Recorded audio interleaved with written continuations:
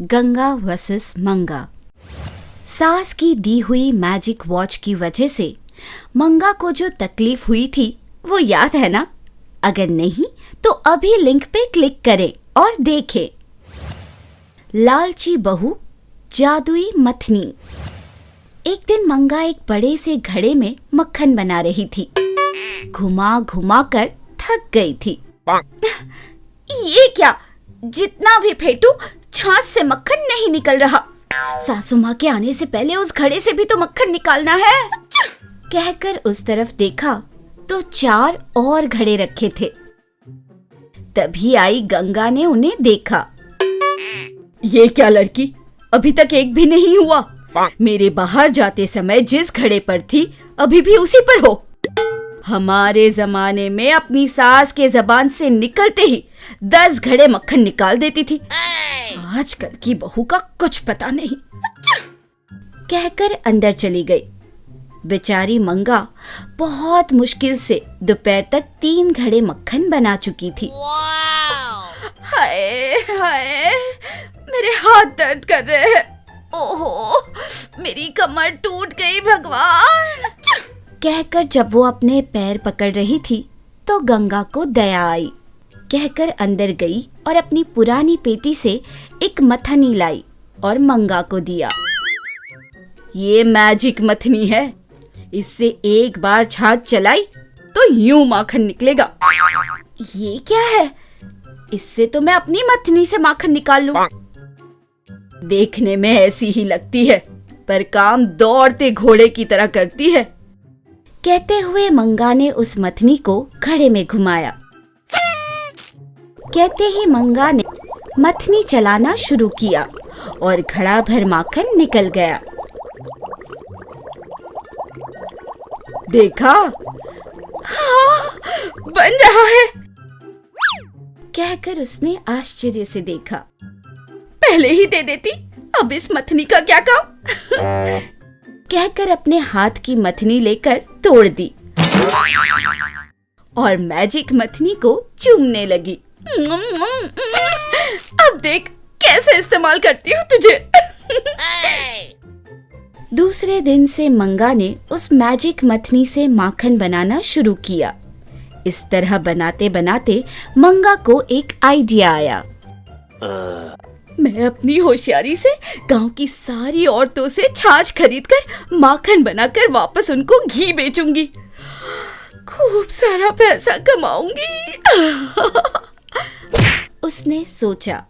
सोचते ही गांव से सारा छाछ खरीदा और माखन निकाला और घी बनाकर बेचने लगी। कम पैसों में छाछ खरीदकर ज्यादा पैसों का घी बेचने से उसे बहुत फायदा होने लगा।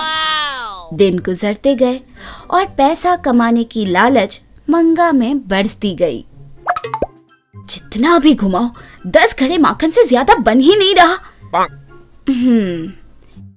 इसे एक मशीन जोड़ दूं तो सारा दिन चला सकती हूँ और बहुत सारा माखन निकालूंगी। उसने ऑनलाइन एक मशीन मंगा ली और मथनी को मशीन से जोड़ दिया और पहले से ज्यादा माखन निकालकर ज्यादा पैसे कमाने लगी। ये क्या, इसमें संतुष्टि नहीं है। भागने के बाद दूध पीता भी है कोई इंसान। मंगा ने अपनी सास की बात को अनसुना कर दिया।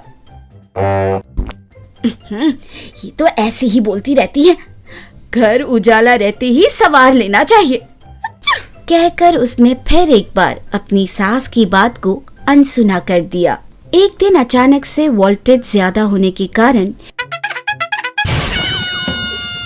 एक जोर की आवाज आई और मशीन जल गई।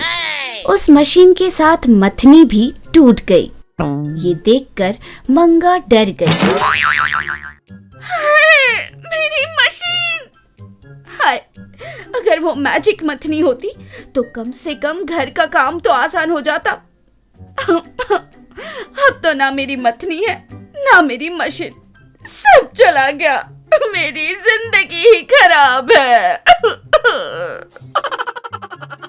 वह ऐसा कह ही रही थी कि गंगा ने 2 और घड़े छाछ लाकर उसके सामने रखा